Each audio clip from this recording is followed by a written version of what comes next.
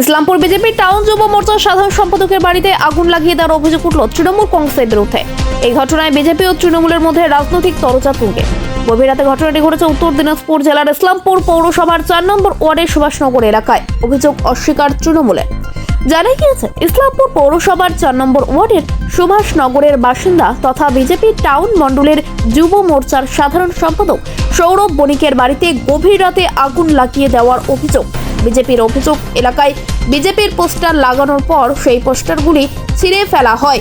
এরপর রাতে বিজেপি যুব মোর্চার সাধারণ সম্পাদক সৌরভ বণিকের বাড়িতে পেট্রোল দিয়ে আগুন লাগিয়ে দেওয়ার অভিযোগ করেন তৃণমূল কংগ্রেসের বিরুদ্ধে। ঘটনার খবর পেয়ে ঘটনাস্থলে পৌঁছায় ইসলামপুর বিধানসভার বিজেপি প্রার্থী চিত্রজিৎ রায় ও ইসলামপুর থানার পুলিশ। ঘটনার তদন্ত শুরু করেছে পুলিশ। যদিও সমস্ত অভিযোগ অস্বীকার করে রাজনৈতিক রং লাগানোর চেষ্টা করছে বিজেপি বলে দাবি তৃণমূল কংগ্রেসের।